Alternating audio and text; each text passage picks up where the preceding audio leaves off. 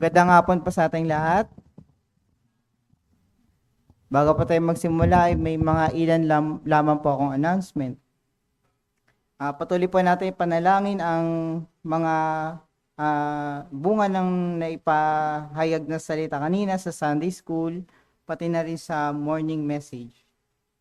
Patuloy din po natin panalangin ang RBIPT, Class on Christology, na sa Feb 9 to 13. Pati rin po ang Rebap Camp. Meron din po tayong recovery ceremony. Reminder lang po sa Feb 21 sa MCBC, Sabado ng alas 10 ng umaga. At kinabukasan ay meron tayong joint worship service sa MCBC. 9 a.m. naman siya magsisimula. May mga konti din po akong paalala na let's keep our phones in silent and let's look after our children, encourage them to pay attention and listen. And let's also be reminded that as we approach God in worship, let's maintain in silence and focus. And if possible, pwede po tayong gumamit po muna ng restroom prior worship service para ma-avoid yung distraction. Sa atin po panimula ay hayaan niyo pong basahan ko kayo ng verse sa Genesis 37. Babasahin ko siya sa wikang NKJV. Verse 3. Now Israel loved Joseph more than all his children, because he was the son of his old age. Also, he made him a tunic of many colors. But when his brothers saw that their father loved him more than all his brothers, they hated him and could not speak peaceably to him. Verse 33. And he recognized it and said, "It is my son's tunic. A wild beast has devoured him. Without doubt, Joseph is torn to pieces." Then Jacob tore his clothes, put sackcloth on his waist, and mourned for his son many days.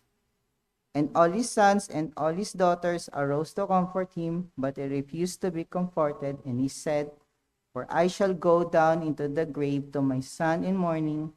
Thus his father wept for him. Mga kapatid, mga kaibigan, at sa mga maantabay po sa online, narinig natin ang kwento ng tunic ni Joseph. Yung tunic na ito ay tanda ng pag-ibig ng ama sa kanyang anak, ngunit naging sani ito ng sigalot sa magkakapatid, sani ng galit, pagkasira at pagdadalamati. Na makita ni Jacob ang balabal o tunic, naniwala siyang patay na ang kanyang minamahal na anak na si Joseph, sapagkat ganun sa kanya ipinahayag ng kanyang ibang mga anak. At siya'y nagluksa ng maraming araw. Ngunit ang hindi nakita ni Jacob noon ay ito: ang anak na inakala niyang patay ay buhay pala, at ang Diyos ay tahimik at tapat na kumikilos sa kanilang buhay sa pamamagitan ng buhay ni Jose. Si Jose ay dinala ng Diyos sa Ehipto hindi upang wasakin, kundi upang ihanda at gawing kasangkapan ng Diyos ng kanyang habag at awa, upang sa tamang panahon ay maging daan ng kaligtasan laban sa tagutom na sasapitin nila Jacob at ng kanyang buong pamilya doon sa Kanaan. At tulad ni Jose, tayo man ay gumawa ng masama sa minamahal ng anak ng Diyos na si Jesus, na siyang ating tinanggihan, pinahirapan at ipinako sa krus dahil sa ating mga kasalanan, ay nanatiling tapat ang Diyos para sa ating katubusan. Ang ginawa ng tao para sa kasamaan ay ginamit ng Diyos para sa kaligtasan. Tulad nga ng sabi ni Joseph sa kanyang mga kapatid, "You meant it for evil, but God meant it for good." Kaya naman ngayong hapon, mapagpakumbaba po tayong lumapit sa Diyos upang siya'y purihin sa kanyang di masusukat na kabutihan at kahabagan. Ang ating Panginoon na nagligtas sa atin, nagkaloob ng pag-asa at kapayapaan at nagdadala ng kaluwalhatian sa kanyang banal na pangalan. tayo po ay magsitayo at awitin po natin ang hymno na He Lifted Me.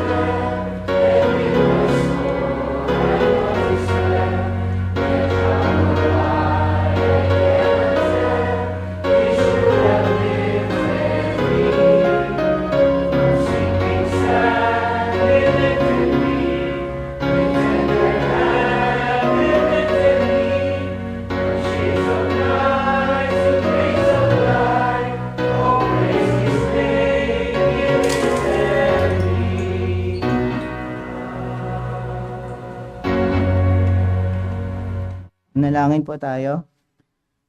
Ama namin Diyos, pinupuri po namin kayo at pinapasalamatan sa lahat ng mga pinagkaloob niyo po sa aming biyaya at kahabagan sa kabila ng aming mga nagawang kasalanan. Maraming salamat, Panginoon, sa pagliligtas niyo po sa amin, sa aming mga kasalanan at sa pagpapahayag ng iyong kahabagan sa amin sa pamamagitan ng iyong anak na si Jesus.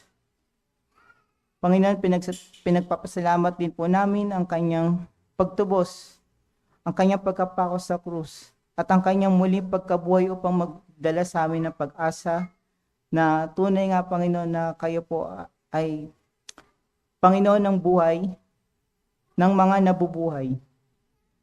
Panginoon, patuloy po namin pinapanalangin sa inyo ang mga mahal po namin sa buhay na wala pa sa inyong biyaya at hindi pa na ililigtas.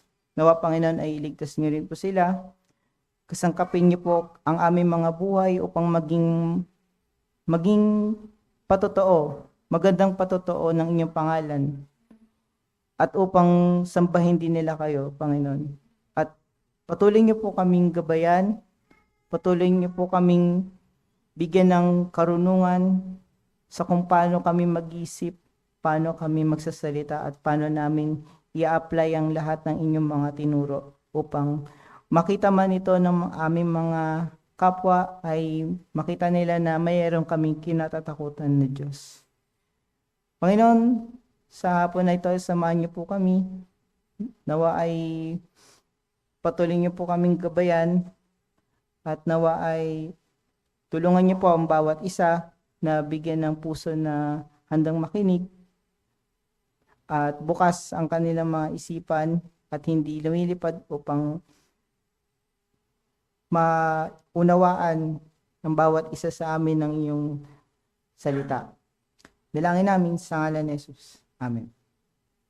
Uwitin po natin ang second hymn, When I Survey the Wondrous Cross.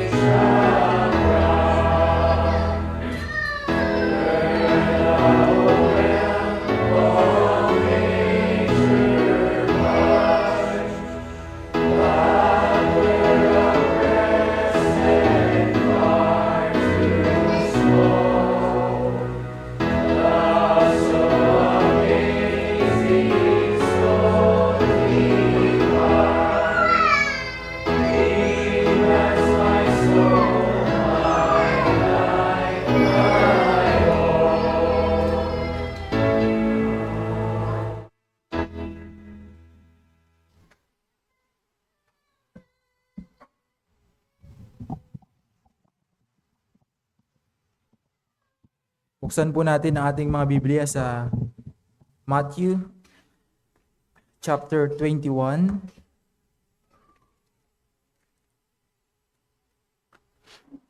Mateo 21, kabanata 1 hanggang 16. Matthew chapter 21 verses 1 to 16.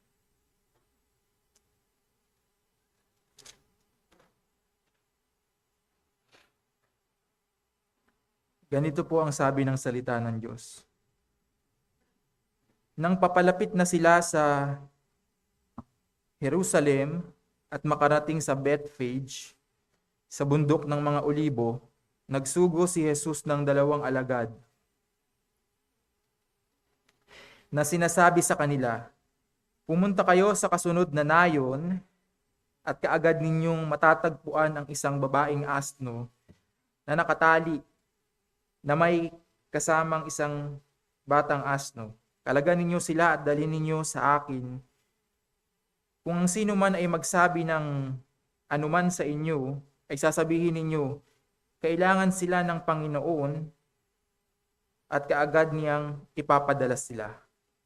Nangyari ito upang matupad ang sinabi sa pamamagitan ng propeta na nagsasabi, "Sabihin ninyo sa anak na babae ng Sayon, tingnan mo, ang iyong hari ay dumarating sa iyo, mapagkumbaba at nakasakay sa isang asno at isang batang asno na anak ng babaeng asno. Pumunta nga ang mga alagad at ginawa ang ayon sa ipinag-uutos ni Jesus sa kanila. Dinala nila ang asno at ang batang asno at inilagay nila sa ibabaw ng mga ito ang kanilang mga balabal at inupuan niya ang mga ito. Ang nakararami sa mga tao ay naglatag ng kanilang mga balabal sa daan at ang iba'y pumutol na mga sanga, na mga punong kahoy at inilatag ang mga ito sa daan. At ang mga napakaraming taong nasa unahan niya at ang mga sumusunod sa kanya ay nagsisigawan na nagsasabi, Hosana sa anak ni David, mapalad ang dumarating sa pangalan ng Panginoon. Hosana sa kataas-taasan. Nang pumasok siya sa Jerusalem, ang buong lungsod ay nagkagulo na nagsasabi, sino ba ito? At sinabi ng maraming tao, ito ang propetang si Jesus na taga Nazaret ng Galilea. Verse 12, pumasok si Jesus sa templo at itinaboy niya ang lahat ng nagtitinda at namimili sa templo at ibinaliktad niya ang mga mesa ng mga mamamalit ng salapi at ang mga upuan ng mga nagtitinda ng mga kalapati.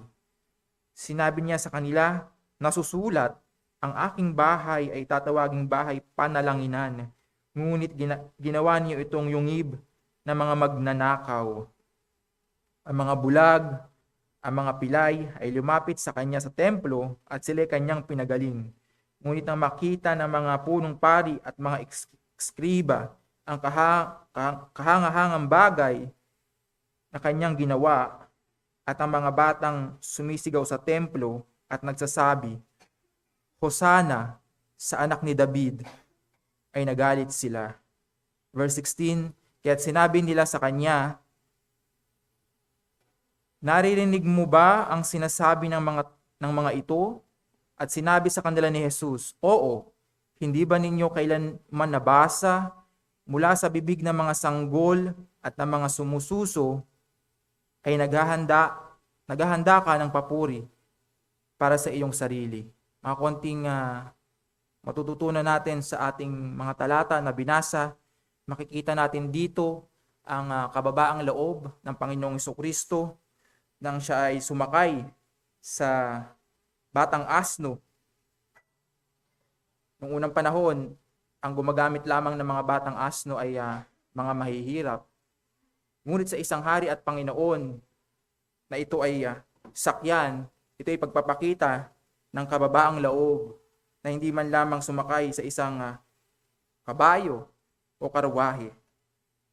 Makita din natin ang naisin ng mga tao ng kanilang sinigaw na Hosana sa anak ni David, mapalad ang dumarating sa pangalan ng Panginoon. Hosana na ang ibig sabihin ay iligtas mo kami.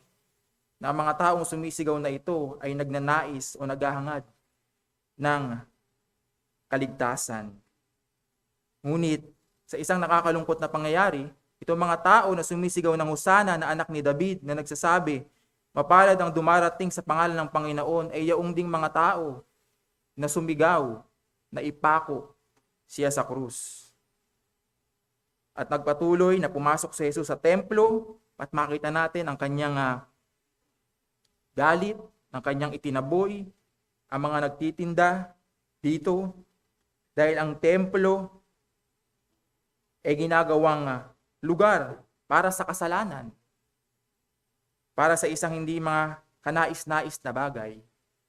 Kung ating papaganahin ang ating mga isipan, may mga establishmento na sinasabing gusali o templo, ngunit ang labas ay may mga karumal-dumal at mga bagay na ginagawa. Ang templo o ang iglesia ay bahay upang manalangin at upang sambahin ang Panginoon.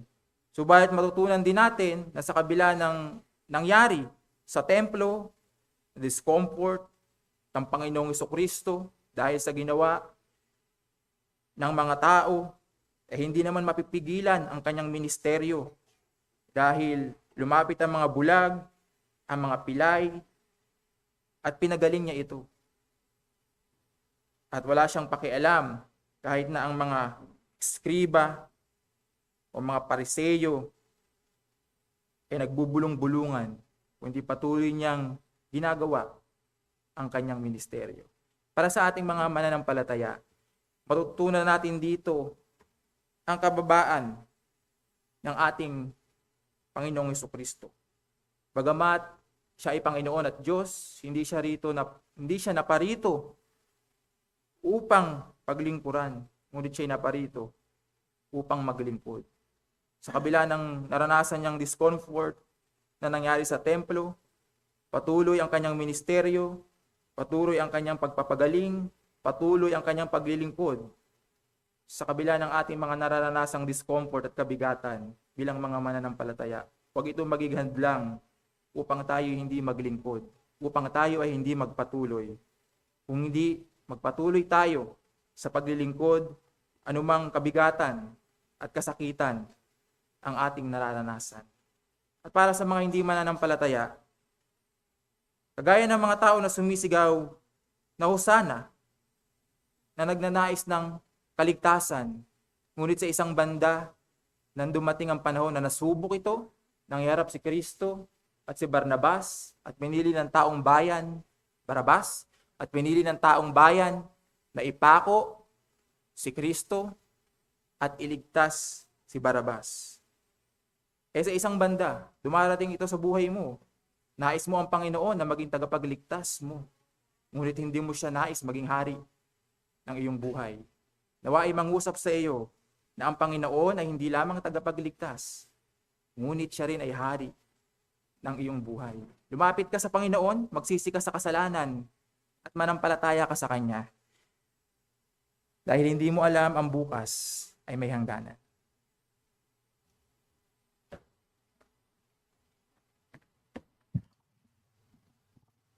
Manalangin tayo. Amin Diyos, nagpapasalamat po kami sa mga leksyon na natutunan po namin sa scripture reading.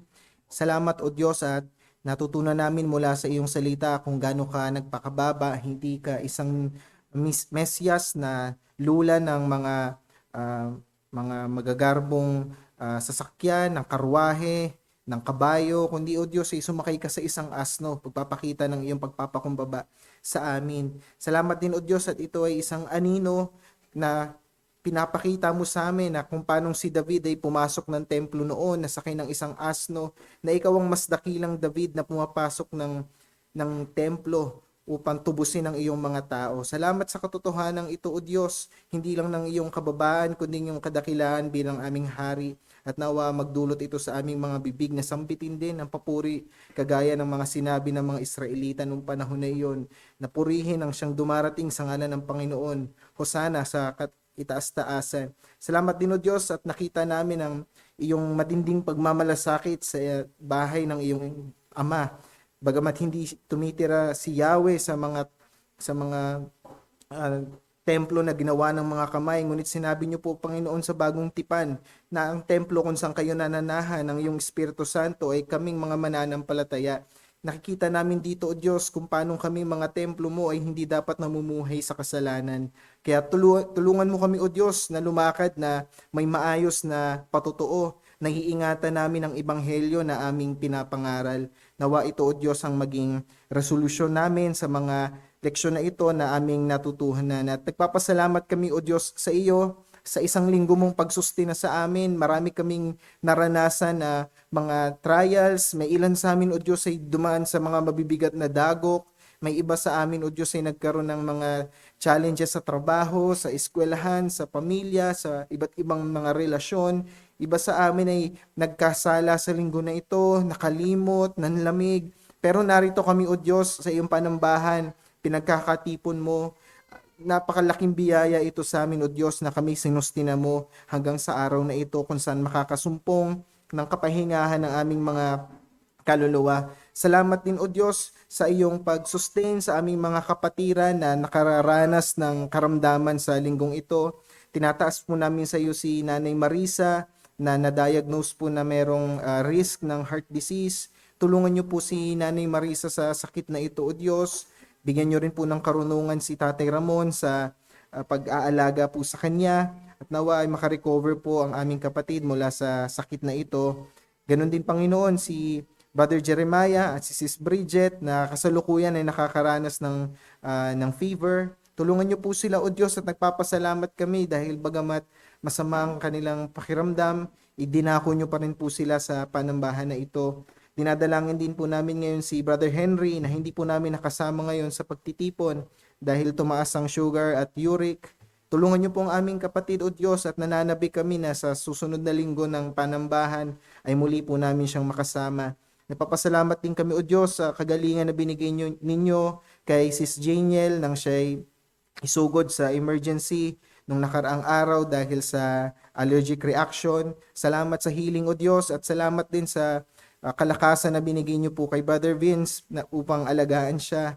Tinataas din namin sa iyo, O Diyos, sa panalangin si Sis Mildred na papalapit na po ang second trimester ng kanyang pagbubuntis. Patuloy niyo pong isustain ng aming kapatid ng kanyang kalusugan. Nawa maging malusog ang bata na dinadala niya. Bigyan niyo rin po ng karunungan si Brother Roman sa pag-aalaga sa kanya. Anuman po ang kanilang mga practical na pangangailangan upang maitaguyod ang pagbubuntis hanggang sa panganganak ng kanilang anak, ay nawa, O Diyos, ipagkaloob niyo po ito sa kanila. Nagpapasalamat din kami, O Diyos, sa buhay ni Lola Lilia, ang grandmother po ni Brother Jeremiah. Salamat dahil nagkaroon po ng gospel proclamation sa kanila netong nakaraang Thursday. Nawa nangusap ito sa lahat ng dumalo doon, at nawa, O Diyos, pagkalooban niyo rin po ng comfort ang pamilya ng naulila.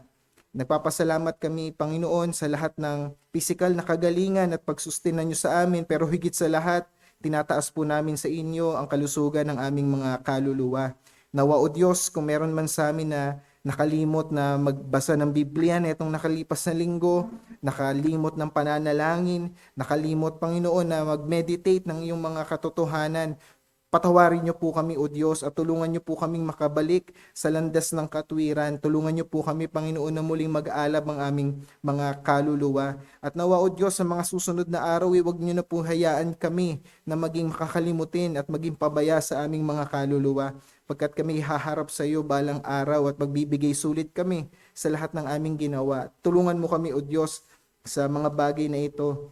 At pinapanalangin din namin, O Diyos, na magbukas po kayo nawa ng mas marami pang oportunidad sa amin. Nagpapasalamat kami sa binigay ninyong ministeryo doon sa kay Suyo, sa Alfonso. At nananalangin kami, O Diyos, na magbigay po kayo sa amin ng mga dagdag pang mga Bible studies o kahit sa aming mga pribadong kapasidad, sa aming mga trabaho, sa eskwela, sa pamilya, sa aming komunidad. Nawa, O Diyos, magbigay kayo sa amin ng mga tao na nais mong makarinig ng Ebanghelyo, at gamitin niyo po, Panginoon, ang aming mga labi, ang aming mga patutuo bilang mensahe sa mga tao na ito na ibibigay niyo po sa amin. Tinataas po namin sa inyo, O Diyos, ang aming covenanting ceremony na gaganapin sa February 21. Nawa ang bawat individual, Panginoon, na makikilahok dito ay matagpuan po na tunay na nasa estado ng kaligtasan, walang pagpapanggap, walang pagkukunwari, kundi lahat kami, O Diyos, ay tunay na nakasumpong ng biyaya ng kaligtasan mula po sa inyo. At hinihingi po namin ang presensya ng inyong anak na si Jesucristo ngayong hapon na ito. Wala pong silbi lahat ng salitang babanggitin ng sino man sa pulpitong ito kung hindi ito kinasihan ng iyong banal na spirito, kung hindi ito nagpapatotoo sa iyong anak na si Jesucristo, at kung wala ang presensya niya sa aming kalagitnaan. Nawa siyang maihayag, siyang maitaas at mapapurihan ngayong hapon. Nawa, O Diyos, isiwatan niyo po lahat ng uri ng kapaguran at kaantukan, mahina ang aming katawan, O Diyos. Nawa, tulungan niyo kami na maging focus at magkaroon kami ng recognition na nasa kalagitnaan namin ngayon si Jesucristo. Siya ang nangungusap sa amin at dapat kaming tumugon sa kanyang boses. Tulungan niyo po, Panginoon, ang mga ngaral pagkat siya'y mahina. Dinadalangin din namin sa inyo, O Diyos, na ang aming mga bisita, ang aming mga anak na makakapakinig ng mensahe ngayon, mangusap ito nawa sa kanila at magdulot sa kanila ng kaligtasan. Lahat ng bagay na ito, O Diyos, ay dinudulog namin sa iyo sa ngalan ng iyong anak na si Jesus. Amen.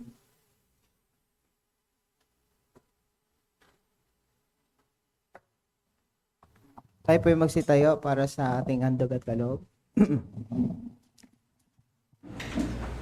Awitin po natin ang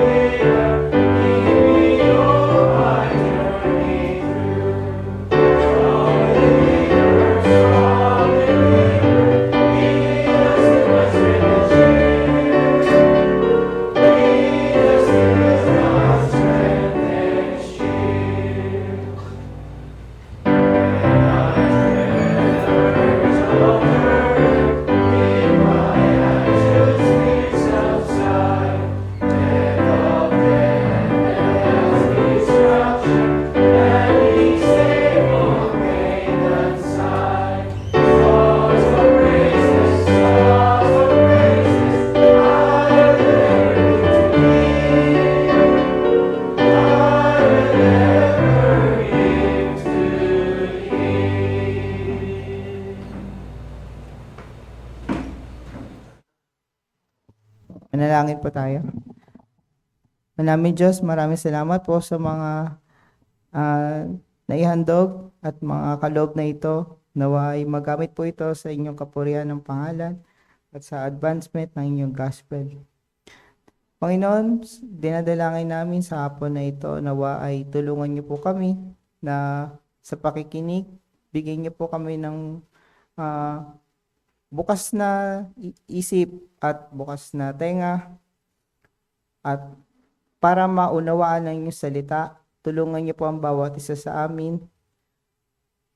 Panginoon, sa oras na ito ay magligtas rin po kayo, mangusap nawa ang inyong mga mensahe na kakasangkapin niyo po ang aming mga ngaral.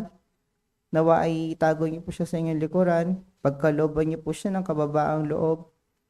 Tulungan niyo rin po siya sa kanyang mga pagpapahayag ng inyong salita. Dinadalangin namin ito sa ngalan ni Jesus. Amen.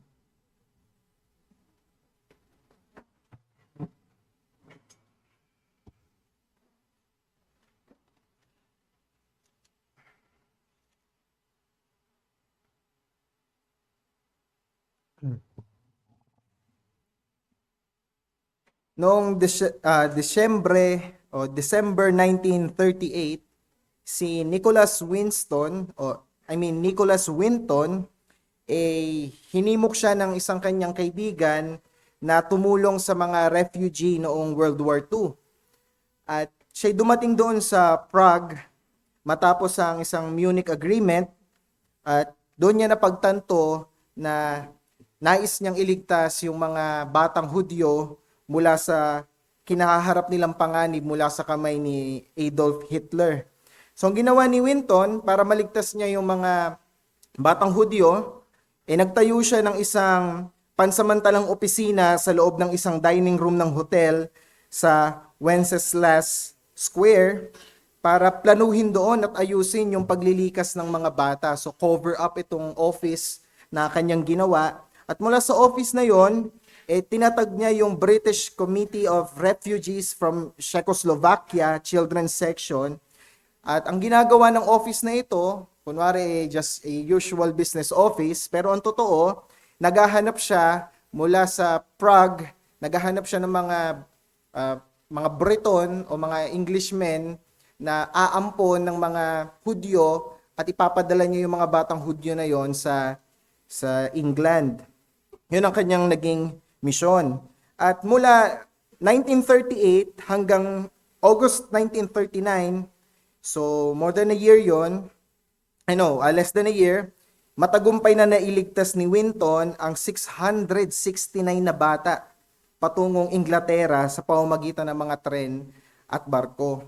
At itong ginawa na ito ni Winton, napaka-heroic nito, niligtas niya yung mga batang Hudyo mula sa kamatayan. Pero nung natapos ang kanyang operasyon, hindi niya po ito pinagkalat kahit kanino man. Lumipas ang halos 45 taon, 45 years, itinago ito ni Winton kahit sa mismong asawa niya. Nalaman lang ito ng asawa niya noong 1988 dahil natuklasan ng asawa niya ang isang scrapbook na naglalaman ng detalye ng kanyang mga nailikas na bata. Naging kilala sa mundo ang kwento niya matapos itong maitampok sa programa ng BBC na That's Life, kung saan inimbitahan si Nicholas Winton sa isang theater para manood ng isang film at hindi niya alam na yung mga kasama niya doon sa theater na yon ay yung lahat ng bata na ngayon ay matatanda na nailigtas niya mula sa kamay ni Adolf Hitler. Kalaunan, ginawaran siya ng pagiging knight o he was knighted by Queen Elizabeth noong 2003. So napakagandang story ito ng heroism na hindi flashy, hindi magarbo, sekreto lang yung ginawa niya at dapat nga hindi ito nalaman, aksidente lang na natuklasan ng kanyang asawa yung scrapbook kung saan nandun yung details ng kanyang mga naligtas na bata. At nakakatuwa itong kwento na ito ni Nicholas Winton dahil this is a story of service ng hindi naghahangad ng karangalan. At ito rin yung matatagpuan natin ngayon sa pag-aaralan natin. Magpo-pause muna tayo sa pagbabasa ng sandamakmak na talata dito sa Judges. Babasahin natin 5 verses lang. So, inaanyahan ko kayo, makibuklat kayo sa Aklat ng Mga Hukom, Kabanata 10, talata 1 hanggang 5. Judges chapter 10 verses 1 to 5. Pangunahan ko ang pagbasa ng salita ng Panginoon. Pagkatapos ni Abimelech, bumangon upang iligtas ang Israel si Tola na anak ni Pua, na anak ni Dodo, na lalaki mula sa Isakar, at siya'y nanirahan sa Samir sa lupaing maburol ng Ephraim. Siya'y naghukom sa Israel ng 23 taon pagkatapos siya'y mamatay at inilibing sa Samir.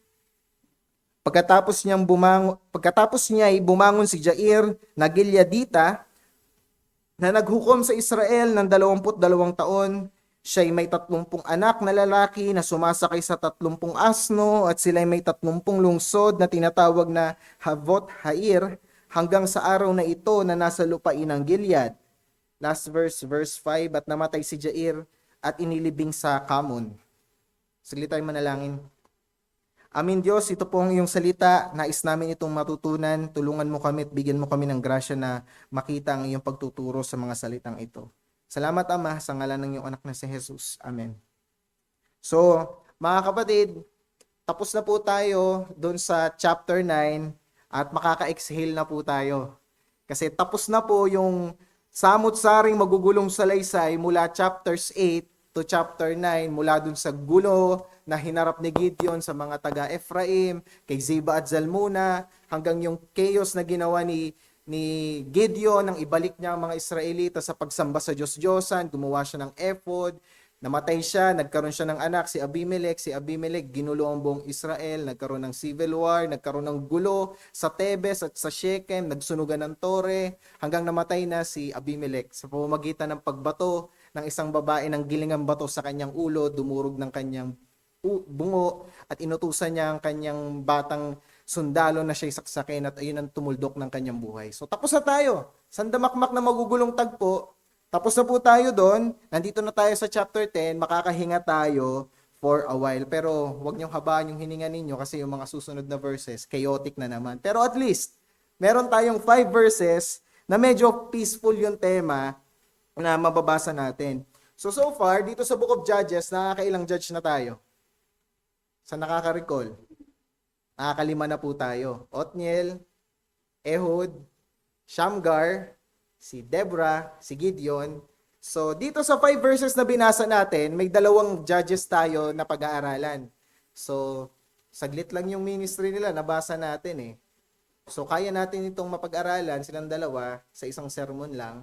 So, pag-aaralan natin yung pang 6 na judge, tsaka yung pang 7. Si Tola, yung pang 6, yung pang 7 naman ay si Jair. So, naalala ninyo, di ba, sabi ko nakalimang judge na tayo. Sa 5, si Othniel, si Ehud, si Shamgar, si Deborah, si Gideon. Naaalala nyo ba sino sa kanila yung hindi natin pinag-aralan yung buhay? Si Shamgar. Bakit? Kasi si Shamgar, meron lang siyang 1 verse. 1 verse lang yung binigay sa atin ng Book of Judges para saysayin yung naging buhay ni Shamgar. Sabi ko, nung dinaanan natin yung verse si Shamgar, hindi na natin sasaysayin yung buhay niya kasi wala tayong masyadong makitang detalye. Pero ito, makikita natin si Tola, meron siyang 2 verses, si Jair may 3. And binigyan tayo ng mga hints ng scripture para masaysay natin yung naging ministeryo, yung naging buhay ng ika-6 at ika-7 hukom na ito na ibinigay ng Diyos para sa Israel. So 5 talata lamang ito at kadalasan 'di ba pag nagba-Bible reading tayo, lalampasan natin 'to eh. Hindi naman tayo uupo ng matagal, may meditate natin kung anong nangyari dito sa 5 verses na 'to eh. 'Di ba? Maging honest tayo, lalampasan natin ito.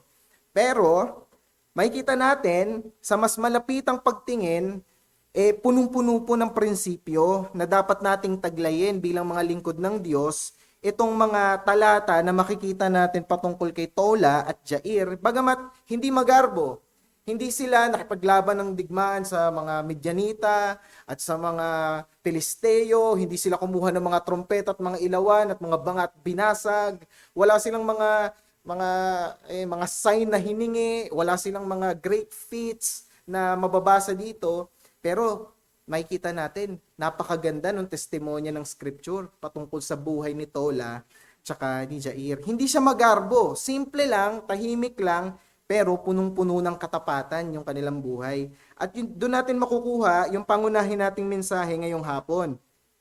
Ang paglilingkod na kalugod-lugod sa Diyos ay hindi kailangang maging magarbo. Pinagpapala niya ang tahimik, ngunit tapat na paglilingkod. Ulitin ko, ang paglilingkod na kalugod-lugod sa Diyos ay hindi kailangang maging magarbo. Pinagpapala niya ang tahimik, ngunit tapat na paglilingkod. Service that pleases God does not have to be flashy. He blesses quiet, yet faithful service.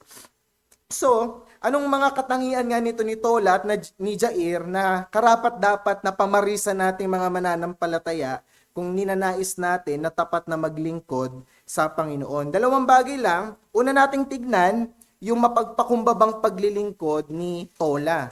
Mapagpakumbabang paglilingkod ni Tola. So 2 verses lang ito si Tola, pero makikita natin napakaganda ng testimony ng scripture sa kanya. Sabi dito sa verse 1, 'di ba? Usually pag mayroong verse 1 ng chapter tapos may papasok na bagong judge, 'di ba? Makikita natin yung Israel inalipin ng isang oppressor. Sinakop sila ng Midyanita, sinakop sila ng mga Amalekita. Di ba yun ang usual na makikita natin? Pero dito sa verse 1 ng chapter 10, walang oppressor.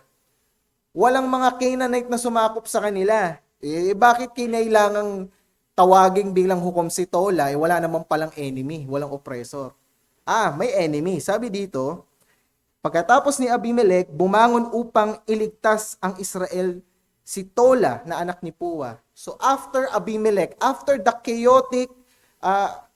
chaotic scenes na ginawa nito ni Abimelech, bumangon si Tola. So yes, wala namang oppressor at present nakakalabanin ito si Tola, pero kailangan niyang linisin yung gulo na iniwan sa kanya ni Abimelech.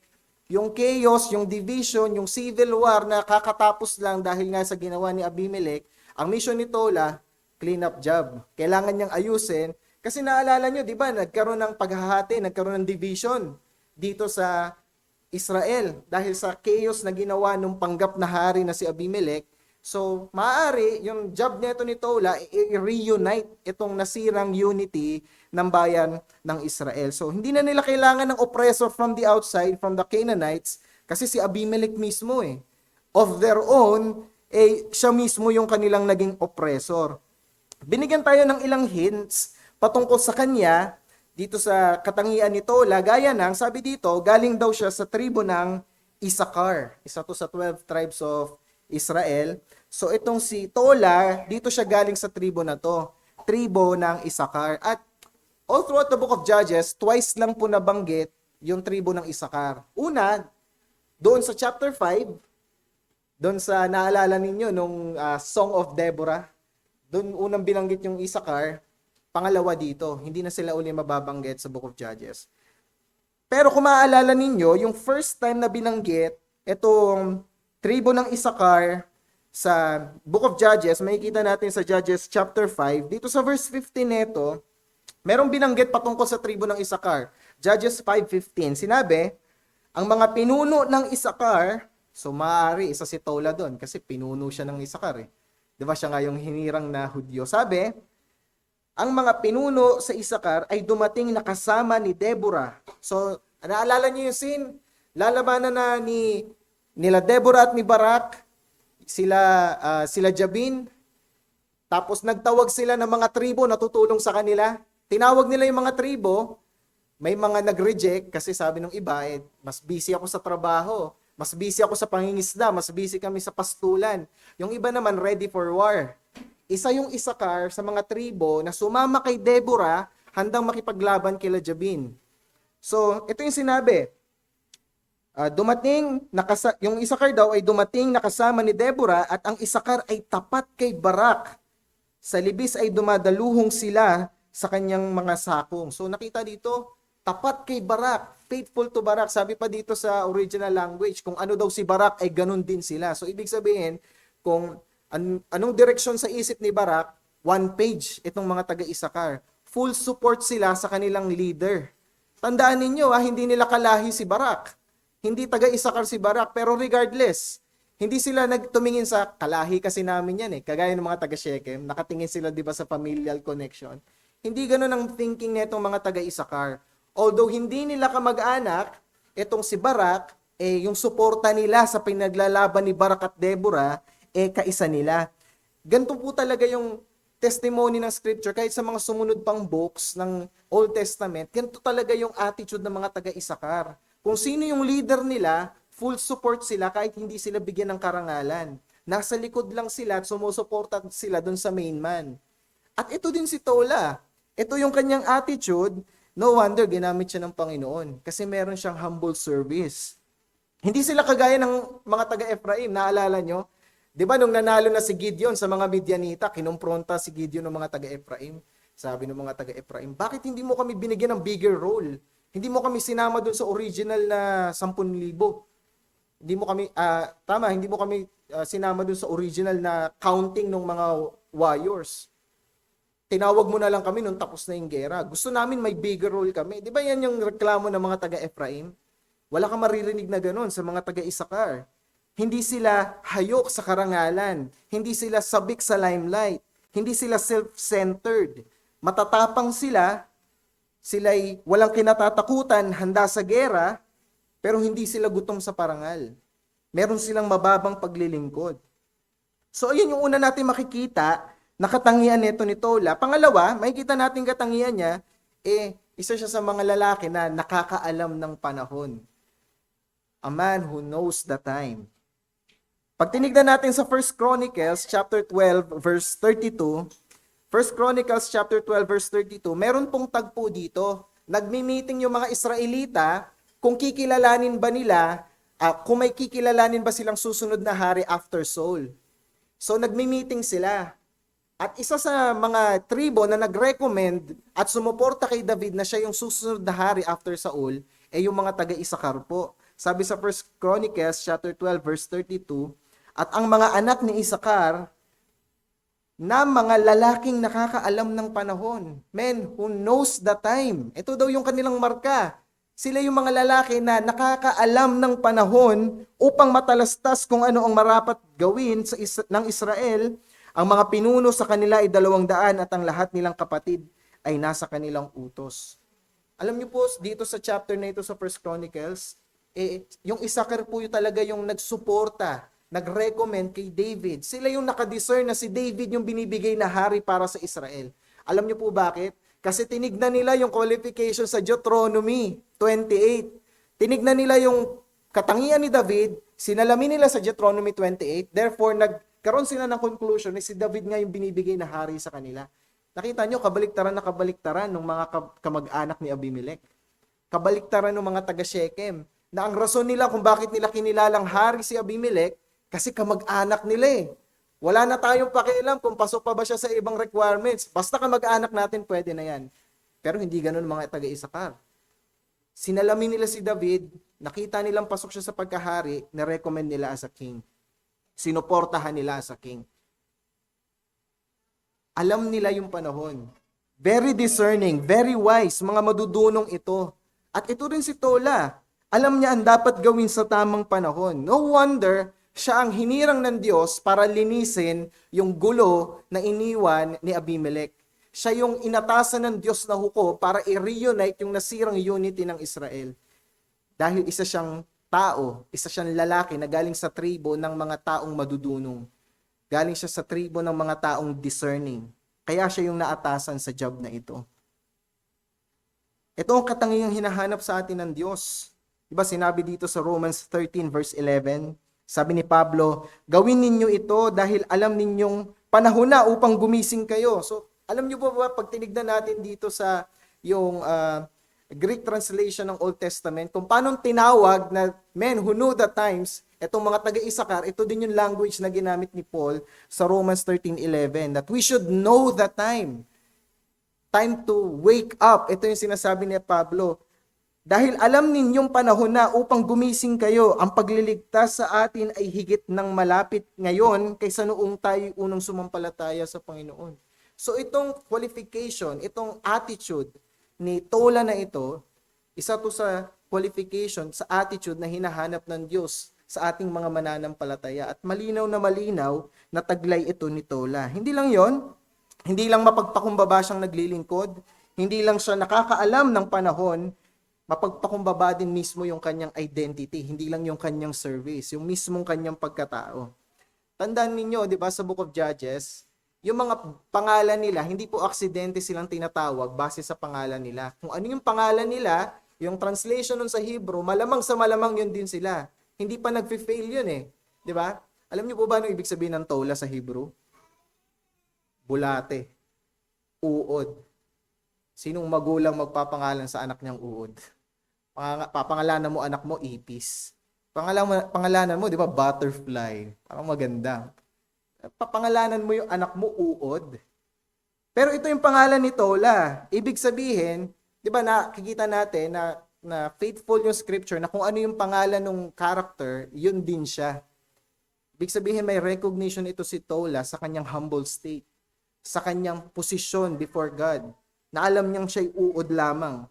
Sabi dito sa Isaiah chapter 41 verse 14, Isaiah 41:14, sinabi, si Yahweh yung nagsasalita, kausap niya yung bayan ng Israel, sabi niya, fear not you worm, fear not you Tola, Jacob, you men of Israel, I am the one who helps you, declares the Lord. Your Redeemer is the Holy One of Israel.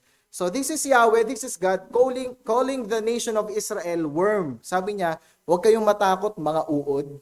Sabi niya sa bayan ng Israel, huwag kayong matakot mga bulate. Your God, the Redeemer, is the Holy One of Israel. So pinapaalala ng Diyos sa bayan ng Israel kung ano sila before God. Ito yung estado ni Tola ng pagkakakilala niya sa kanyang sarili. He has a constant recognition sa kanyang estado before God. Pansinin niyo yung verse 2. Sabi dito, naghukom ng 23 taon. So, naging judge siya for 23 years at namatay nilibing sa Samir. May nakita ba kayong record? Sa 2 verses, meron bang record na nagkaroon ng gulo during his reign? Nalaglag siya sa kasalanan? Binalik niya yung bayan ng Israel sa idolatry. Gumawa siya ng ephod. Di ba wala? Simple life, pero wala ding record ng skandalo. Nabuhay siyang tapat, bagamat tahimik, namatay din siyang tapat at tahimik. Napakaganda ng testimony ni Tola, no? Kahit na 2 verses lang binagkas yung kanyang buhay. So anong punto natin dito mga kapatid? Yung mga karakter na nakita natin dito kay Tola, yung kanyang mapagpakumbabang paglilingkod, yung kanyang pagkaalam ng panahon, pagiging wise and discerning, yung kanyang humble estate, mapagpakumbabang pagkatao. Nawa mga kapatid, tularan po natin si Tola sa kanyang paglilingkod. Bagamat madunong tayo, bagamat discerning and wise tayo, meron tayong humble service. Kadalasan kasi, pag madunong tayo masyado, gusto natin tayo yung nakapronta. Pero hindi ganito si Tola Madunong siya, pero meron siyang humble recognition of his state at meron din siyang humble service na pinapakita. So ang hamon sa atin dyan, maglingkod tayo sa Diyos sa gantong paraan din. Tapat, madunong, mahusay, nang walang hinihinging karangalan. So yun yung una nating makikita, yung mapagpakumbabang paglilingkod ni Tola. Pangalawang bagay na titignan natin, yung maayos na pamamahala ni Jair. So tapos na yung buhay nito ni Tola, 2 verses lang, namatay siya, may binangon uli ang Diyos na bagong hukom. Ito si Jair, maayos na pamamahala ni Jair. Tingnan natin sa verse 3, kagaya nung kay Tola, may mga hints din tayo para makita yung kanyang katangian kung paano siya ginamit ng Diyos. Dito sa verse 3 hanggang 5, may mga hints din patungkol kay Jair. Sabi dito sa verse 3, isa daw siyang Gileadite, Gileadita. At namuno siya, naging hukom siya for 22 years. 1 year shorter kaysa kay Tola. So Gileadita siya, 22 taon din siyang naging hukom. Sabi pa sa verse 4, mas marami siyang details dito sa verse 4 Sabi, meron daw siyang 30 anak, 30 sons. At bawat anak niya ay nakasakay sa asno. So 30 na anak, meron din siyang 30 na asno. So yung bawat anak niya nakasakay sa asno. At bawat isa sa kanila namumuno sa kanya-kanya nilang lungsod. So i-picture niyo yun, no? 30 yung anak niya, 30 yung tagi-isa ng asno. So may 30 siyang asno. Tapos bawat isa naglilingkod o namamahala sa kanya-kanya nilang city. So, una natin tignan yung 30 niya na anak. Anong implication sa Bible pag marami kang anak? Curse? Di ba hindi? Pag sinabing marami kang anak sa scripture, marami kang blessing. Pagpapala yun. Pero ito si Gideon, ilan ng anak? 70. Di ba? 70 sons si Gideon. So mas marami si Gideon dito kahit doblehin pa ni Jair yung anak niya. Pero ito yung sinabi kay Gideon 70 daw yung anak ni Gideon pagkat marami siyang mga naging kerida. Di ba yun na sinabi sa chapter 8? Yung 70 niya na sons, bunga ng marami niyang asawa, polygamy. Meron bang binanggit na yung 30 sons ni Jair dito galing sa polygamy? Marami siyang asawa. Walang binanggit. Kung polygamous relationship, yung bunga ng polygamous relationship, yung 30 na anak ni Jair, sana sinabi ng scripture. Pero hindi Sinabi dito, 30 yung anak niya. So we would assume na hindi to galing sa polygamy. And I think yun yung mas faithful na translation. Interpretation. So isipin nyo, isang babae ng anak 30 times. Grabe, no? Siguro may mga kambal doon, siguro may triplets, pero still, 30 na bata yung nilabas ng babae. Kay Jair. So, ganun pinagpala ng Diyos itong si Jair. So, hindi lang siya pinagpala sa lineage niya, pinagpala din siya sa pera. Kasi tingnan ninyo ito, bawat anak niya nakasakay daw sa asno. Kanina, binasa natin sa aklat ng Mateo, Matthew 21, di ba nabanggit ng ating scripture reader, na yung pagsakay daw ni Jesucristo sa asno, a picture of lowliness, humbleness. Yes, that's true. Pero alam niyo po ba, sa scripture, sa Old Testament, yung mga mayayamang tao sumasakay din ng asno. For example, Abraham. Nung pabalik siya ng Canaan, sa Genesis 13, hindi siya nakasakay sa kabayo, nakasakay siya sa asno. Si Abraham ang isa sa pinakamayaman tao nung panahon na yon. Pero sa asno siya nakasakay. Si Jacob din, sa Genesis 32, nung kikitain niya yung kapatid niya na si Esau, saan siya nakasakay? Sa asno. Nung time na yon, mayamang-mayaman na si Jacob. So, si Jesus din, nung lumulan siya ng asno patungong Israel sa Matthew 21, picture siya ng lowliness, pero allusion yon na kung paano sumakay yung mga patriarchs at mga kings sa Old Testament, ibig sabihin, he is the greater patriarch and king. Yun yung picture nun. So, dito, may kita natin na ito din yung picture neto ni Jair. Meron siyang 30 na asno, simbolo ng kapangyarihan, katanyagan. So, yung kanyang 30 anak, pinapasakay niya sa tagi-isang asno, simbolo na bawat anak niya ay may katanyagan at may kapangyarihan. Ito po yun. Bawat isa sa kanyang mga anak din, hindi lang sila 30 sons, hindi lang tagi-isa ng asno, bawat isa namuno sa kanya-kanya nilang lungsod. So, yun yung information na binigay sa atin patungkol kay Jair. May makikita tayong dalawang katangian nito ni Jair mula sa information na yan. Una, makikita natin, ginamit po niya yung kayamanan niya para maglingkod sa Diyos. Hindi po naging hadlang yung kanyang wealth. Ay, napaka-wealthy netong tao na ito, netong hukom na ito, dahil hindi lang 30 yung kanyang anak, hindi lang siya pinagpala sa kanyang lahi, pinagpala din siya ng kanyang mga resources. Proof niyan, meron siyang 30 na asno. Parang meron siyang 30 na anak, tagi-isa sila ng mga sports car. Parang ganun yun. At hindi lang yon, bawat kanyang anak, nung siya'y naging hukom, dinelegate niya yung authority. So isipin nyo, no, naging madali yung trabaho nito ni Jair. Kasi sila Gideon, sila Othniel, sila Ehud, namuno sila sa Israel nang sila lang. Pero ito si Jair, kakaiba Meron siyang mga delegates. So malamang nahati niya yung kanyang authority, nahati niya yung kanyang trabaho sa kanyang mga anak na na-train niya. At ito yung mga pinadala niya sa iba't ibang lugar. So, again, napakaganda ng ginawa nito ni Jair sa kanyang kayamanan. Hindi siya napigilan ng kanyang kayamanan, bagkus ginamit niya ito para paglingkuran ng Diyos. At tandaan ninyo si Jair, Gileadita po siya. Naalala ninyo, balik tayo sa Judges chapter 5, sa Song of Deborah, nagtatawag si Barak nang sasali sa gera.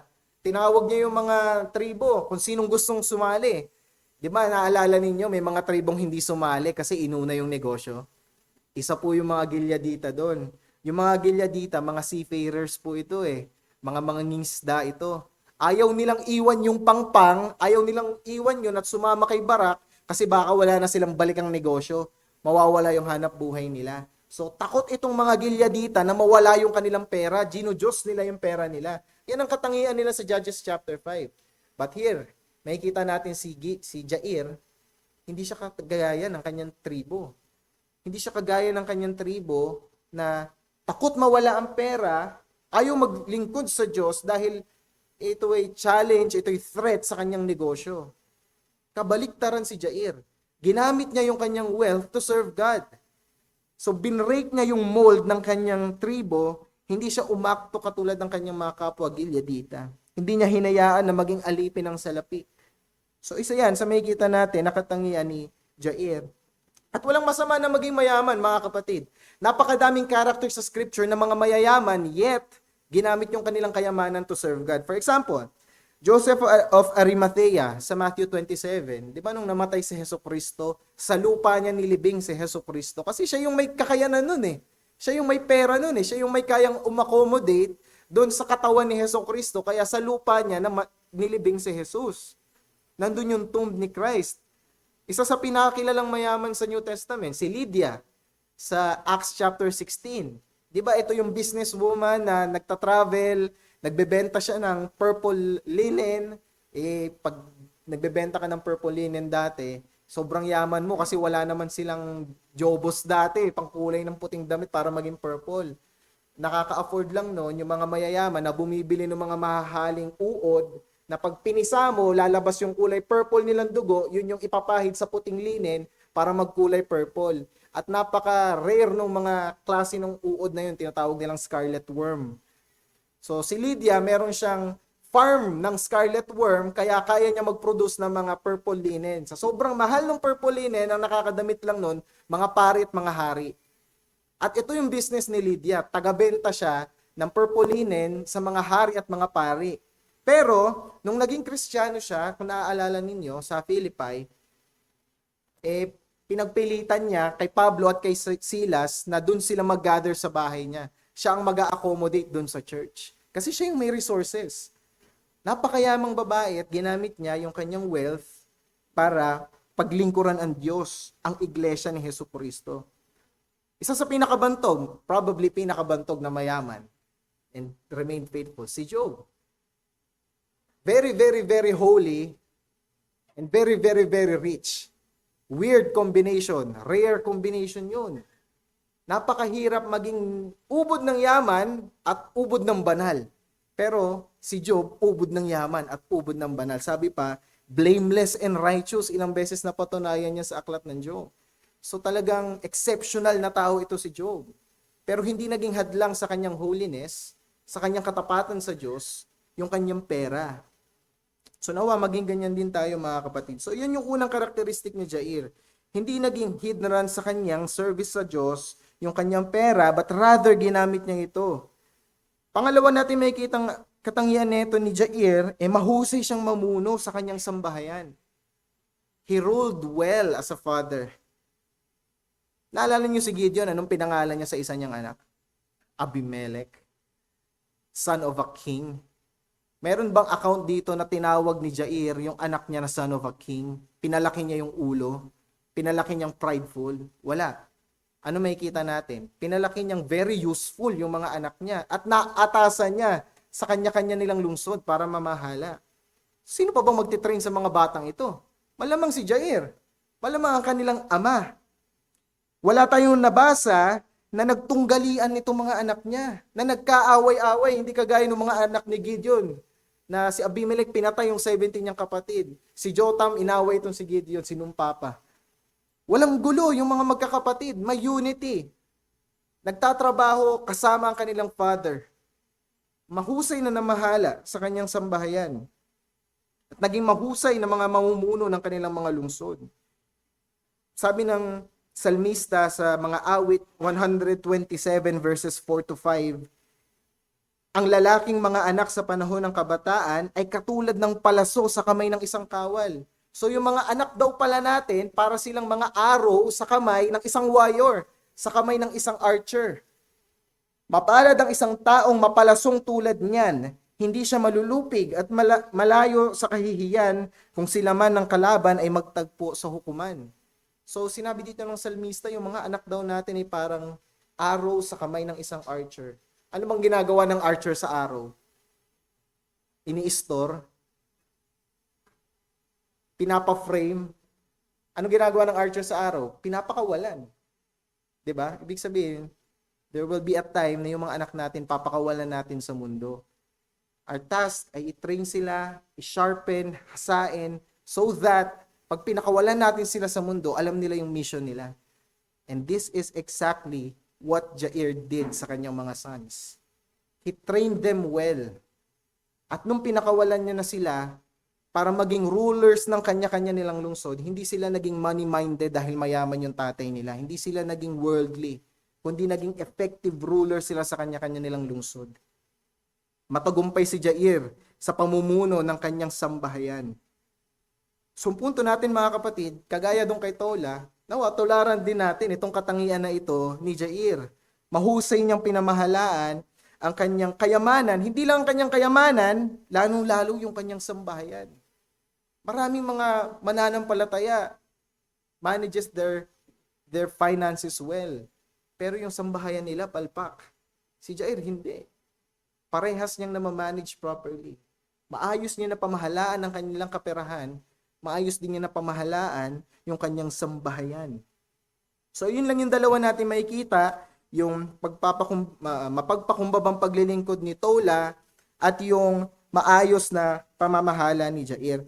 At sa ating aplikasyon mga kapatid, tignan natin yung mga leksyon na makikita natin sa buhay ng dalawang hukom na ito. Maiksi lang, hindi magarbo yung kanilang kwento, pero punong-puno po ito ng leksyon para sa ating mga mananampalataya.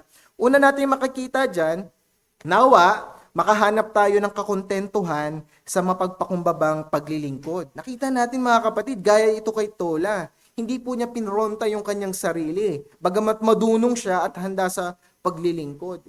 Alam niyo mga kapatid, may tendency kasi na pag nagpagamit ka sa Diyos, nais mo ng recognition at least mabigyan ka ng thank you ng mga kapatiran mo. Well, pwede naman nating i-appreciate yung mga kapatiran natin pag nagsuserve tayo, pag nagsuserve sila.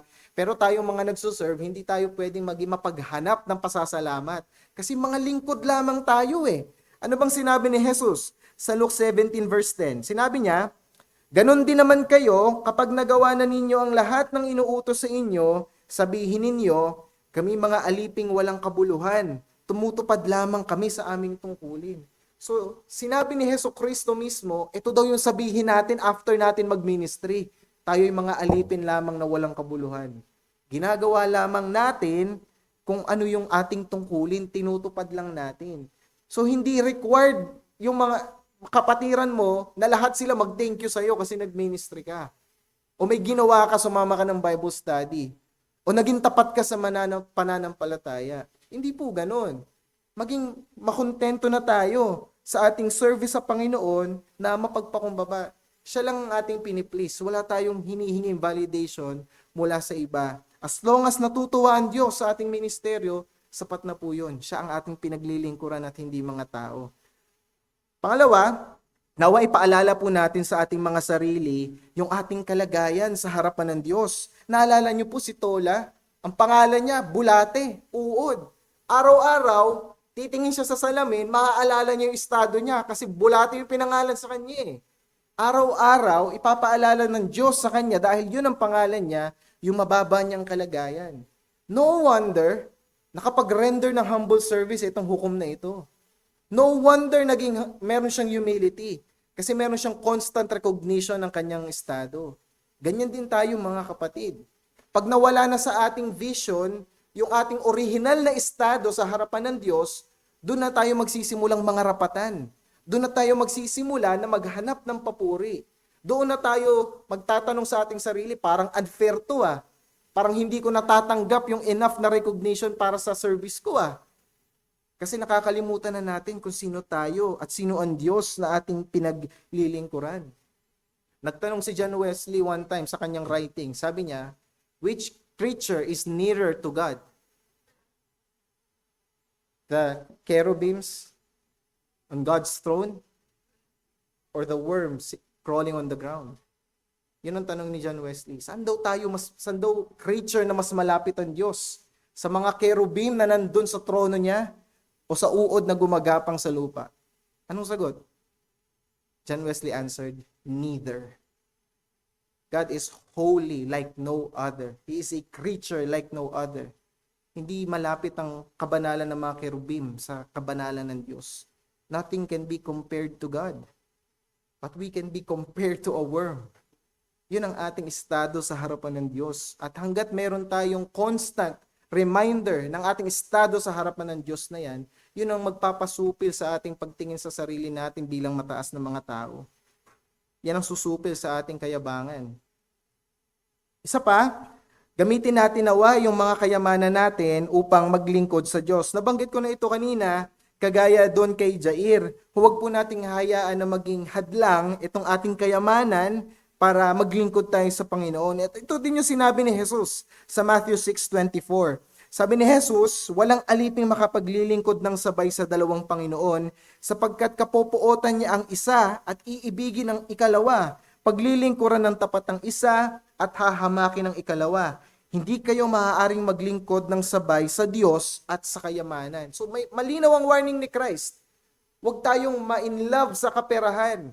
Hindi natin pwedeng paglingkuran ng Diyos at ang pera ng sabay. Mamahalin natin ang isa at kamumuhian ang isa. Alam niyo po ba mga kapatid, yung pagmamahal sa pera, hindi lang yan banta sa mga mayayaman. May mga mahihirap na in love sa pera. Wala po yan sa estado ng salapi, nasa estado ng puso po yan Kahit ano pang laman ng bangko mo, laman ng bulsa mo, hanggat hindi nagbabago ang estado ng puso mo, ganun pa rin, mapagmahal ka pa rin sa pera. Bigyan ka ng milyones, mahal mo ang pera. Meron ka lang 20 pesos, mahal mo pa rin ang pera. Walang nagbago. Kaya ito ang babala ni Jesus. Hindi natin kayang paglingkuran ng Diyos at ang pera ng sabay. Kailangan nating mamili. Kung Diyos ang pera, sambahin mo ang pera. Kung ang Diyos ay Diyos, ialay mo ang buhay mo sa Diyos. Kundi gamitin natin ito sa paglilingkod sa Kanya. Sinabi sa Luke 16 verse 9, si Jesus din ang nagsabi na ito. Sabi niya, kaya't sinasabi ko sa inyo, ito yung parable ng shrewd manager. Sabi ni Jesus, kaya't sinasabi ko sa inyo, gamitin ninyo ang kayamanan ng mundong ito sa paggawa ng mabuti sa inyong mga kapwa upang kung maubos na iyon ay tanggapin naman kayo sa tahanang walang hanggan. So sinasabi ni Jesus, you should have a heaven-mindedness pagdating sa paghawak ng kaperahan. Gamitin mo yung pera mo para sa gawain ng Diyos, para sa kapurihan ng Diyos. Para kahit maubos yan, yung reward mo sa langit hindi na mauubos yun dahil nagamit mo for God's glory yung earthly resources na binigay sa'yo. Yun ang sinasabi ni Jesus. At tawa, mga kapatid, tularan natin si Jair sa bagay na ito. Pang-apat dyan, bigyan natin mga kapatid ng seryosong atensyon yung pamamahala natin sa ating sambahayan. Nakita natin sa buhay ni Jair. Mahusay na namahala sa kanyang sambahayan.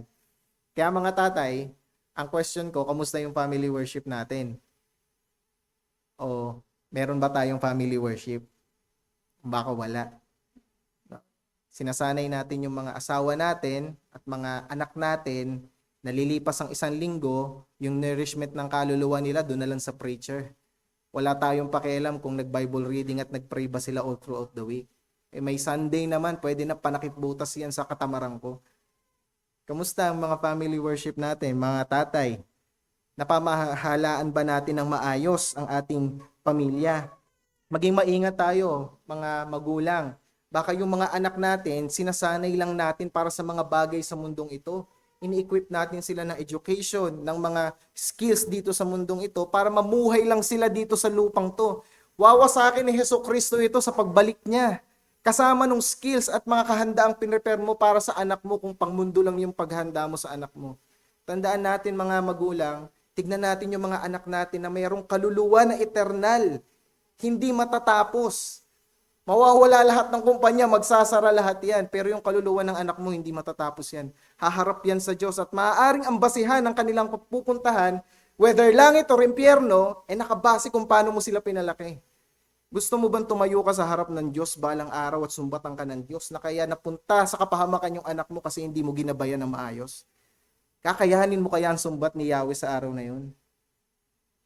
Kaya maging seryoso tayo sa pamamahala sa ating sambahayan, lalong-lalo mga kalalakihan. At mensahe rin ito sa ating mga single ladies. Huwag na huwag kayong pipili ng partner na alam ninyong hindi kayang pamahalaan ng inyong sambahayan. Na pag nagkaanak ka, alam mo yung lalaking to, hindi naman pala kayang i-lead yung aking son or aking daughter into Christ-likeness. Huwag mong piliin ang taong yun. Kung mamimili ka ng kabiyak, siguraduhin mo na kayang itaguyod ng pamilya ninyo sa mga bagay na pang spiritual at hindi pang mundo lamang. Lilipas ang mundong ito. And lastly, mga kapatid, nais kong magbigay ng encouragement sa ating lahat, nawa maging tapat tayo kung saan tayo nilagay ng Diyos. Kung saan tayo mismo ipinwesto ng Diyos. Kasi maaari, may mga nagsasabi sa atin na, wala naman kasi akong ministry sa church. Dumadalo lang ako doon, nakikipag-fellowship, pero wala naman talaga kasi akong ministry. So, pakiramdam mo, irrelevant ka sa church. Member ka lang, pero hindi ka talaga sa limelight. Hindi ka nagsasalita dito, wala kang important na job. So, member ka lang naman, pero hindi ako masyadong nagagamit ng Diyos Hindi ako masyadong nakakapaglingkod sa Diyos kasi wala naman akong ministry sa church. Nais ko pong magbigay sa inyo ng encouragement. Siguro, mas occupied yung linggo mo ng iyong 8 to 5 na job. Diyan ka nilagay ng Diyos. Sa opisina mo na yan. O kaya sa pag-aaral mo na yan. At kung housewife ka, buong maghapon mo nasa bahay ka lang, nangangalaga ka ng mga practical affairs sa bahay, nag-aalaga ka ng iyong mga anak, at sasabihin mo, housewife lang naman ako. Kapatid, ministry mo yan. Diyan ka nilagay ng Diyos. Baka sabihin ng ilang men dito na hindi naman kasi ako kasing gifted ng ilang men sa church. Hindi ako magaling kumanta, hindi ako magaling mag-manage, hindi ako magaling magturo, hindi ako sobrang gifted, kaya hindi ako masyadong nagagamit ng Diyos. Sa sambahayan mo, doon ka nilagay ng Diyos. Yan ang iyong ministry. Kung saan ka nilagay ng Diyos, doon ka maging tapat. Ang sukatan ng Diyos sa katapatan natin ay hindi sa lawak ng naaabot ng ating ministeryo, kundi sa katapatan natin kung ano lang yung binigay ng Diyos sa ating kapasidad. Tandaan nyo mga kapatid, a quiet faith is not a weak faith. Just because ang iyong ministry, ang iyong pananampalataya ay hindi magarbo, kagaya dito kay Jair at kay Tola. Tawag nga sa kanila, minor judges eh. Hindi daw sila major judges. Hindi sila katulad nila Gideon. Minor lang, pero nakita nyo, napaka-powerful ng kanilang testimony. So maaring ganun ka rin. Sinasabi mo sa sarili mo na you're not that gifted. Pero saan ka nilagay ng Diyos? Diyan ka maging tapat. Hindi po sukatan yung palaging nasa unahan. Hindi sukatan yung laging nasa limelight ka. Hindi mo kailangan ng widespread ministry bago mo masabi na ginagamit ka ng Diyos. So, tsaka mo lang masasabi na ginagamit ka ng Diyos pag meron kang ability to write a book, to write a blog na aabot sa mga countries. Kung kaya mong i-convert ang buong campus into Christ, doon mo lang masasabi na ginagamit ka ng Diyos. No. Sabi ni Matthew Allen, some of the strongest Christians never make headlines. They show up, they pray, they endure, they forgive, they remain faithful when it would be easier to quit. Some of the best Christians, strongest Christians, never make the headlines. Alam niyo mga kapatid, may tinatawag po ang Geneva na pinangunahan ni John Calvin, tinatawag na Puritan work ethic. Sabi ni John Calvin, isa ito sa kanyang most powerful teaching na in-influence niya doon sa Scotland noong panahon ng Reformation. Gumawa siya ng doctrine from the scripture, derived from the scripture, a practical doctrine ito. Sinabi ni John Calvin, wala pong division ang mundane at divine. Meron kasi tayong thinking na we are only doing divine work pag connected sa ministry, right? For Monday to Saturday, ginagawa natin mundane work yan pangmundong trabaho. Pag Sunday, tsaka lang tayo gagawa ng divine work. Yung pag-attend ng church, pagtuturo, singing of hymns, yun lang yung divine work. Sabi ni John Calvin, no. Once ang isang tao ma-convert into Christianity, wala nang mundane work, everything is divine work. Monday to Sunday is divine work. Alam niyo po ba sinabi pa ni John Calvin, paano magiging mahusay na shoemaker ang isang Christian shoemaker? Sa paglagay ng mga cross doon sa mga ginagawa niyang sapatos, yung watchmaker, gumagawa ng mga pocket watch, paano siya magiging effective na pocket watchmaker? Christ-like watchmaker. Sa paglagay ng mga cross doon sa pocket watch? No. Sabi ni John Calvin, magiging best worker ka kung gagawin mo lahat ng work mo, the best that you can for God's glory. Yun ang mark ng ating work ethic. Sinabi niya, mayroon pang extreme na sinabi si John Calvin na balang araw, pag namatay daw yung worker ng pocket watch, haharap siya sa Diyos at papakita sa kanya lahat ng pocket watch na ginawa niya sa buhay niya. And He will make an account with every pocket watch na kanyang ginawa. At dapat daw hindi shameless tayong haharap sa Diyos dahil binigay natin yung ating best. Basically, yung sinasabi ni John Calvin, walang separation ng divine work at mundane work sa Christian life. If you are a Christian, everything is divine. Whether you eat or drink, anong sinabi? Do it all for the glory of God. Everything we do is divine work. As long as we are being faithful, we are giving our best for the task. So ito rin yung mensahe ng buhay ng dalawang hukom na ito, na si Jair at si Tola. Bagamat minor judges, hindi magarbo, hindi flashy, hindi widespread, hindi kamangha-mangha yung storya kung paano sila naghukom sa Israel. But yet, they remained faithful, lowly, but faithful. At nawa, ito rin yung ating tularan bilang mga mananampalataya. Ngunit mga kapatid, namatay si Tola at si Jair, natapos ang kanilang paghuhukom. Ang kapayapaan na nadala nila sa bayan ng Israel ay pansamantala lamang. Pero merong isang pinal at perpektong hukom na hindi mamamatay at ang kapayapaan na dulot niya ay hindi mapapatid kailanman. Naalala ninyo, binanggit ko kanina na si Lydia, di ba meron siyang binibiling, para makagawa siya ng telang lino, kailangan niyang i-harvest yung scarlet worm, pipiratin at yung katas nun, yun yung ilalagay sa mga puting lino at yun yung magiging kulay ubing lino na nabibenta pangdamit sa mga pari at sa mga hari. Alam niyo po ba, si Hesus Kristo mismo, inalud niya ang kanyang sarili bilang uod na ito, kung paano tinawag nito lang sarili niya na uod. Sinabi sa Psalm 22 verse 6, mga awit, kabanata 22, talata 6, sinabi dito, ngunit ako'y parang uod at hindi na isang tao, hinamak at pinagtawanan ng kahit na sino. And this is Christ. Siya yung uod na pinisa at yung dumanak na dugo mula sa kanya, siyang mismong tinta na ginamit upang gumawa ng mga telang lino na kulay ube. Mga damit pangkatwiran na siyang sinuot niya sa mga makasalanan na nakipag-isa sa kanya. At kung wala ka kay Hesus Kristo, matatanggap mo ang parehas na pagpapala na ito. Matatanggap mo ang telang lino, damit pangkatwiran na gawa mismo sa dugo ni Hesus Kristo. Yun ay kung lalapit ka sa Kanya ng may pagpapakumbaba at pananampalataya. At nawa yan ang maging tugon mo sa ating pinag-aralan ngayong hapon na ito. Saglit tayong manalangin. Aming Diyos, napakayaman ng iyong salita, hindi namin kayang palampasin ang mga talatang ito dahil punong-puno ito ng pagtuturo mo. Salamat sa mga katotohanan na ito, O Diyos, at ikaw ang magpabunga nito sa aming mga puso. Sa ngalan ng iyong anak na si Jesus. Amen.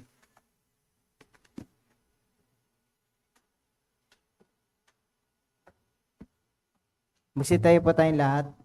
Uwitin po natin ang huling himno.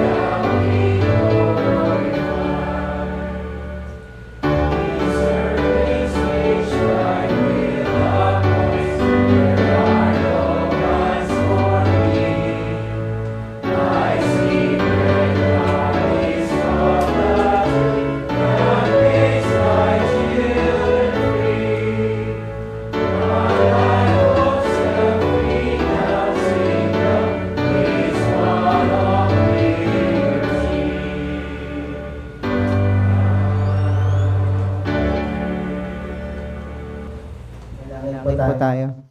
Ama namin Diyos, maraming salamat po sa naipayag na salita, sa pagpapaalala po sa amin tungkol sa kapakumbabaan.